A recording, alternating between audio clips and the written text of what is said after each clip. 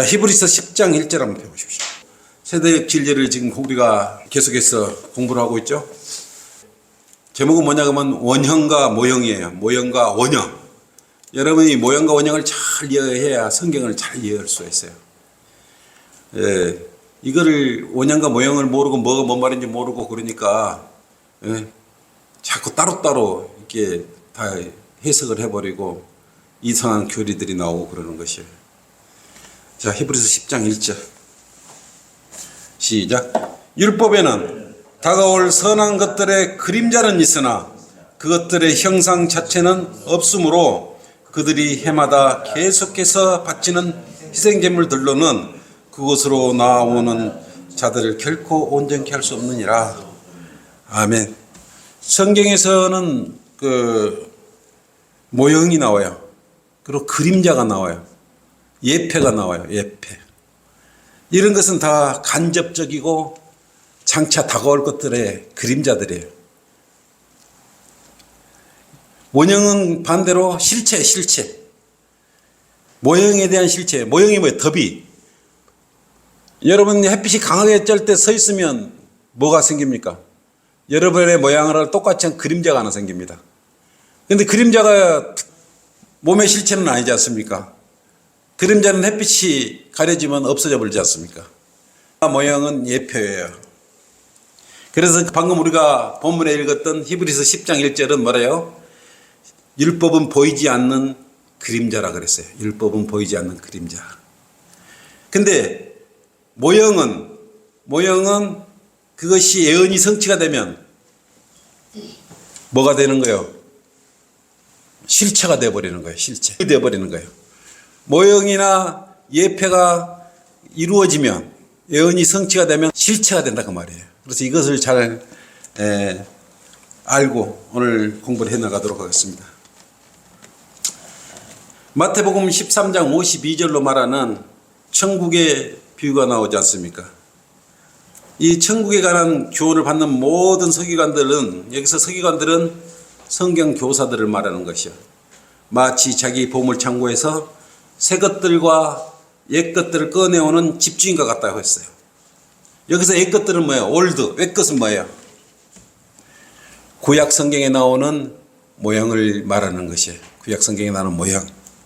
그리고 새 것들은 뭡니까? 집주인하고 새 것들을 꺼내오는데 새 것들은 뭐예요? 신약 성경을 나타내는 거예요. 신약 성경. 기록된 내용, 그 예언을 말하는 거예요. 구약은 신약을 통해서 우리가 나타나지 않습니까? 신약을 보면 구약의 모형들을 알 수가 있는 것이에요. 그래서 신약은 구약 안에 감춰져 있는 것이에요. 구약은 또 어디서 나타나요? 신약 안에서 나타나는 것입니다. 구약에서 말씀하셨고 예표 그러한 모형들 신약에서 다 나타나지 않습니까? 그래서 새 것은 옛 것에 포함되어 있는 것이에요. 옛 것은 그래서 뭘로 풀어져요? 새 것으로 신약으로 풀어지는 것이에요. 그러니까 구약은 신약을 통해서 우리가 알 수 있지 않습니까? 특히 다니엘을 요한계시록을 통해서 우리가 알 수 있는 것이에요. 그런데 구약 시대에 여러분이 살았어. 우리가 지금 신약 시대에는 그 율법을 그림자라고 그랬지만 예표라고 그랬지만 그 당시에 그 시대에 살았던 사람은 그 그림자가 아니에요. 그 사람들은 그게 실제였어요. 그 사람 입장에서는 그게 원형이었다고요. 그 사람들의 관점은 원형이지만 구약과 신약 이 관점에서 보면 신약 입장에서 예수님이 다가올 여러 가지 다시 오실 또 천년왕국이나 이에 대한 십자가 사건의 그런 구약에서 다 모형들이 제시된 거고 십자가 사건은 원형이 되는 것이에요. 그래서 히브리서가 없다면 히브리서는 뭐가 많이 됐어요? 죄에 대해서 많이 들먹이지 않습니까? 피 흘림이 없이는 죄사함이 없다. 이런 말들이 많이 나왔습니다. 내기가 없으면 히브리서를 제대로 알 수가 없어요. 구약시대에 얼마나 많은 피를 흘렸습니까? 짐승의 피를 많이 잡았습니까? 제사는 뭘 했고 예수님 피를 이야기했던 것이에요. 짐승의 피들은 예수 그리스도의 십자가 보혈의 피를 계속 예표해주고 모형으로 왔던 것입니다. 그렇듯이 또 다니엘서가 없으면 다니엘서의 70주니, 69주니. 이게 어디서 언제 어떻게 이해할 수 있어요? 요한계시록 보면 지금 7년 대할라. 이것이 마지막 한 주가 돼가지고 70째 주가 돼. 69주에서 플러스 한 주 돼서 70째 주가 되지 않습니까? 요한계시록을 통해서 알 수 있는 것이에요. 그 다음에 십자가에 못 박힌 사실은 뭐를 통해서 알 수 있어요? 사복음서에 보면은 예수님께서 십자가에 못 박히시고 다시 살아나신 사실을 알 수 있지 않습니까? 그때 유대 민족들이 출애굽할 때 문지방에 양의 피를 바르고 갔던 것은 그 피는 예수 그리스도의 신약 시대에 십자가에서 피 흘리는 거였구나. 이게 십자가에 피 흘리는 사건은 우리 지금 신약적 입장에서 보면은 원형이고, 그때 6월절에 어린 양 사건은, 피를 붙인 사건은 모형이었어요. 그냥 그 당시 그 자체로는 원형이었겠죠. 그 다음에 이사야 53장이 없으면은 예수 그리스도와 복음을 이해할 수 없는 것입니다. 원형과 모형을 이해하면서 성경을 보면 많은 진리의 지식을 얻을 수 있어요. 여러분, 이사야 53장은 이걸 보면은 예수님이 어때 정말 예표되어 있느라고 할 수 있어요. 이사야 53장 한번 볼까요? 만약에 우리가 신약이 아니었으면 이걸 뭔 뜻인지 아직도 이사야 53장에 대해서 딱 읽어보면 우리가 바로 알 겁니다. 누구를 예표하는 것이 바로 알 수 있잖아요. 우리의 전한 것을 누가 믿었으며 주요 팔이 누구에게 나타났느냐? 이는 그가 그 앞에 연한 싹 같고 마른 땅에서 나온 뿌리같이 자랄 것이며 그는 모양도 우아함도 없으시며 우리가 볼 때 그를 흠모할 아름다움도 없으며. 이게 누구예요? 예수 그리스도를 이렇게 예표하고 있는 것이에요. 이게 그는 사람들에게 멸시받고 거부되었으며 슬픔의 사람이요 질고에 익숙한 사람이라 우리가 우리의 얼굴을 그들로부터 숨긴 것 같이 그는 멸시를 받았고 우리는 그를 존중하지 아니하였다. 유대인들이 예수님이 이 땅에 오셨을 때 멸시하고 무시하고 그랬지 않습니까? 쭉 보면 이사야 53장 보면은 예수 그리스도의 예표예요. 다가올 그림자 모형이었던 것이에요. 그런데 이 원형은 언제 나타납니까? 사복음서 보면 나타나지 않습니까? 예수 그리스도 십자가에서 피 흘려 죽으시고 다시 살아나셨는데 이런 장면들이 그대로 서로 연관이 다 되지 않습니까? 장대에 놀린 놋뱀은 뭐예요? 우리가 출애굽 때 놋뱀 사건이 나오잖아요. 그런 놋뱀을 쳐다보면 살리라. 그것은 뭘 말하는 거예요? 그것은 모형이에요. 모형. 예표인데 원형은 뭐였어요? 십자가에 달리신 예수님이었잖아요. 그래서 예수님을 지금 우리는 쳐다보고 믿으면 구원을 받는 것이에요. 실질적으로 그때 모형이지만 그 당시에 출애굽을 했던 그 이스라엘 민족들은, 유대 민족들은 뭐예요? 그걸 놋뱀을 쳐다보면, 독에 물려갖고 쳐다보면 나왔지 않습니까? 그건 사실이었지만 신약 시대의 관점에서 보면 그것은 예표였단 말이에요. 모형이었지 않습니까? 그래서 신약 시대에 2000년 전에 예수님께서 십자가에서 피 흘리고 다시 살아나신 그 사실을 예표한 거란 말이에요. 그건 원형이에요. 예수님이 십자가에 못 박히신 건 원형이시란 말이에요. 요한복음 3장 14절에서 15절 사이로 그 예표가 원형이에요. 요한복음 3장 15절에서 14절에 15절 보세요. 모세가 광야에서 뱀을 들어 올린 것 같이, 이건 뭐예요? 모형이잖아요. 예표잖아요. 인자도 그렇게 들어 올려져야만 하대. 인자가 누구예요? 예수 그리스도지. 이는 그를 믿는 사람은 누구든지 멸망하지 않고 영생을 얻게 하심이라고 그랬어요. 그러니까 구약 시대에 이 장대에 매달린 놋뱀을 쳐다보고 살았듯이 예수 그리스도께서 우리가 십자가에 들어 올린 그것을 보시면, 믿으면 뭐야 돼요? 멸망하지 않고 영생을 얻게 하는 그런 것이에요. 그러니까 원형과 모형, 이것을 잘 이해를 하셔야 되는 것입니다. 그래서 구약의 예표를 잘 모르면 신약의 원형에 대해서 잘 모르는 거예요. 그러면 제대로 성경을 이해할 수 없어요. 그럼 예표가 뭐예요? 예표. 사도 바울은 고린도전서 10장 1절에서 11절 사이로 여기에 대한 답을 해놓고 있습니다. 이제 그들에게 일어난 이 모든 일이 본보기가 되고, 그들에게는 유대인들에게 일어날 일들이 본보기가 되고, 또 세상의 끝 날들을 당한 우리에게 겉면으로 기록되었느니라 라고 고린도전서 10장 11절로 말씀하고 있어요. 1절에서 11절 사이에 11절만 보시면 겉면으로 기록된 말씀이에요. 그 역사상의 사건들은 그때 당시 일어날 때 단순한 사건들이 아니었어요. 구약에 나타난 그 사건들은 신약에 나타난 구원 계획의 예표들이었어요. 모형들이었단 말이에요. 결코 신화적이거나 은유적인 그런 거 아니에요. 추상적인 그런 일들이 아니고 실질적으로 있었던 그런 일들이라 이거예요. 모형이라고 그림자라고 없었던 게 아니란 말이에요.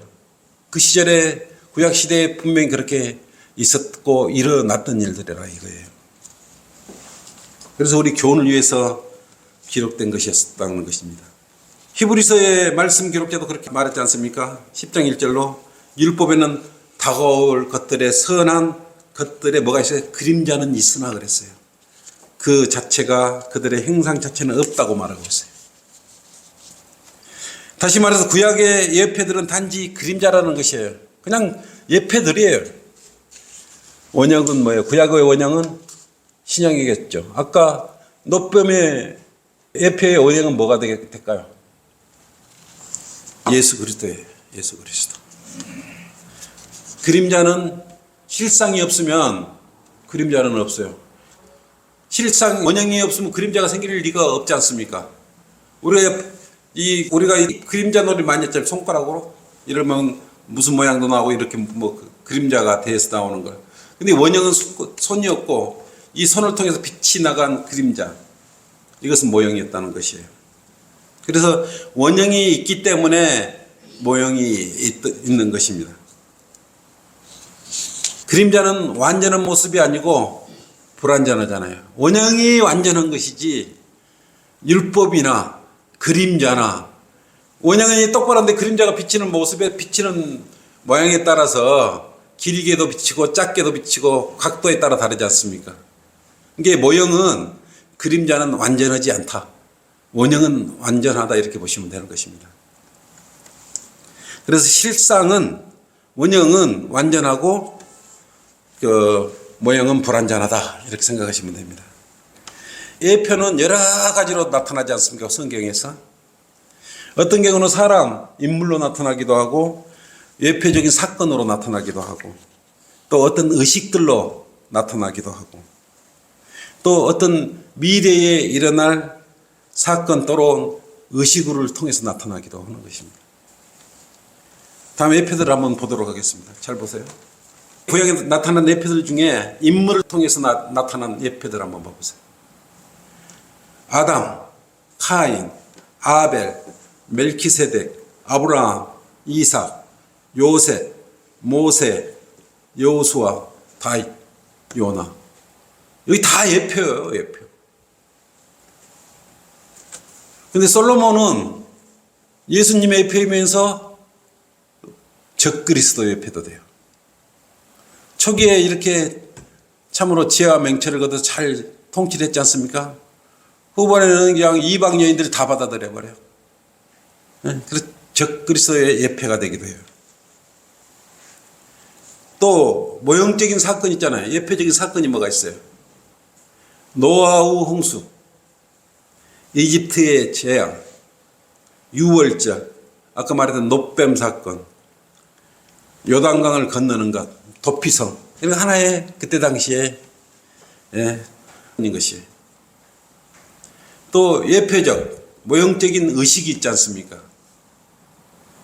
희생제를 드리는 것, 문둥병자를 깨끗하게 하는 의식, 일곱절기, 50년 만에 돌아오는 한이의 해, 대속죄일, 이런 것도 다 예표예요. 원형이 있겠죠, 반드시. 그의 건축물에는 뭐가 있어요? 모형적 건축물. 노아우 방주가 있는데 노아우 방주는 무엇을 예표한다고 여러분 생각하십니까? 성막, 구원의 예표예요. 또 성전을 예표하기도 하는 것이에요. 또 예표적 번제단이 있고 노대가 있고 일곱촛대, 또 차려놓은 빵이 있고 식탁, 향당, 속죄소, 또 그 다음에 언약궤 등이 있어요. 이런 것들이 전부 예표를 가지고 있는 것입니다. 여러분 성경 읽을 때 잘 이걸 의미를 하면서 묵상을 하면서 읽어야 돼요. 연결성을 가지고서.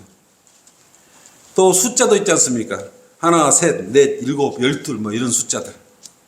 사십과 같은 것들이 있는데 사십 같은 것도 시험, 고난 뭐 여러 가지로 숫자적인 거 모양의 예표를 볼 수 있는 것이에요. 또 소S가 있잖아요. 소S. 소는 그렇게. 그래서 S는 뭐뭐 같이, 뭐뭐와 같이. S로 시작되는 것은 모형이에요. 모형. 그러면 소로 표현되는 것은 원형이라고 그러겠죠. 근데 여기서 말할 것이 노아우 때와 같이, 노아우 때와 같이. 이것은 S예요. S가 뭐라 그랬어요? 예? 인자가 오는 것도 그러하리라 그랬어요. 소와 S. 이걸 원형과 모형을 잘 여러분 이해를 해야 돼요. 또 모세가 광야 아래서 뱀을 들어 올린 것 같이 S잖아요. 뭐뭐 같이. 이것은 모형이에요. 인자도 그렇게 그렇게 이게 원형이에요. 들어 올려져야만 하리니. 그러니까 이게 영어로 보면 so와 s 이거에 대한 것을 잘 기억하시기, 모형과 원형에 대한 것도 잘 기억해 놓으시기 바랍니다. 그러나 구약에 나타난 예표 중에서 그 실상이 겉으로 잘 나타나지 않아 성경을 잘 알지 못하거나 표면적으로 성경을 읽는 사람들에게는 눈에 잘 띄지 않는 그런 것들도 있습니다. 그 예로 이삭과 리브카가 그 예 중에 하나는 거예요. 그래서 이삭과 리브카에 대한 예표를 한번 살펴보도록 그렇게 하겠습니다. 아브라함은 누구의 모형이에요? 아브라함은 하나님, 원형은 하나님이시에요. 이삭은 모형인데 원형은 누구실까요? 예수 그리스도예요. 그래서 공통점을 한번 알아보도록 그렇게 할게요. 이삭과 그리스도는 약속에 쓰여서 둘 다 똑같이. 왜냐하면 창세기 15장 4절로 그랬지 않습니까? 창세기 15장 4절 한번 보십시오. 보라, 주의 말씀이 그에게 임하여 말씀하시를 이 사람은 너의 상속자가 되지 않을 것이니 내 자신의 몸에서 나올 자가 내 상속자가 되리라 라고 말했어요. 이한테서 나올 사람이 상속자가 될 거라 그랬어요. 근데 이사야 7장 14절 한번 보세요. 이사야 7장 14절. 그러므로 주께서 친히 한 표적을 너에게 주시리니 보라, 한 처녀가 임신하여 한 아들을 낳으리니 그의 이름을 임마누엘이라 하리라 그랬어요. 이처럼 이삭과 그리스도는 약속의 씨였단 말이에요. 그리고 이 이삭과 예수 그리스도 미리 알려졌어요. 두 사람 다 미리 탄생할 것을 미리 알려졌어요. 창세기 18장 10절 보면은 그가 말씀해 내가 생명의 때를 따라 분명히 내게로 돌아오리니 보라 내 아내 사라가 아들을 가질 것이라 하시니 사라가 그 뒤에 있는 장막문에서 그 말을 들었더라. 그리고 웃었지 않습니까? 이건 누구였어요? 누구를 나타낸 거예요? 이삭을 낳았잖아요. 뒤로. 예? 근데 예수님은 어떻게 나타난 거예요? 보라 내가 너의 태안에서 임신하여 한 아들을 낳으리니 그의 이름을 예수라 하라. 그렇지 않습니까? 그래서 탄생 전에 미리 두 사람 다 하나님께서 다 알려주셨어. 또 이 두 사람은 모두 태어나기 전에 이름이 있었어요. 이삭은 창세기 17장 19절로 하나님께서 말씀하셨습니다. 네 아내 사라가 참으로 내게 한 아들을 낳을 것이라 너는 그의 이름을 이삭이라 하라고 그랬어요. 내가 그와 그 뒤에 올 그의 씨에게 내 언약을 세우리니 영원한 언약이 되리라. 예수님도 태어나시기 전에 이름이 미리 정해졌지 않습니까? 누가복음 1장 31절로 정해졌지 않습니까? 보라 네가 너의 태 안에 임신하여 한 아들을 낳으리니 그의 이름을 뭐라 그랬어요? 누구라 하라 그랬어요? 예수로 하라 그랬다. 예수로. 이게 미리 예언도 돼 있고 알려지기도 했고 이름도 미리 두 분 다 이삭과 예수 그리스도는 똑같이 다 미리 이름이 주어졌던 것이에요. 또 두 사람 다 초자연적으로 태어난 거예요. 아브라함이 100세에 낳은 거예요. 이삭을. 애를 낳지를 못했지 않습니까? 사라가. 근데 100세에 아까 낳는다 그러니까 뒤에 가서 웃었지 않습니까? 창세기 11장 30절로 그랬어요. 사례는 임신한 지 못하였으므로 아무라 자식이 없더라. 그래서 나중에 주님의 은총으로 자식을 갖게 되지 않습니까? 마리아도 처녀였는데 잉태를 했어요. 마태복음 1장 18절 20절로 그랬지 않습니까? 이제 예수 그리스도의 탄생이 이러하니라 그의 모친 마리아가 요셉과 정혼하였으나 동침하기 이전에 성령으로 잉태된 것이 그녀이다.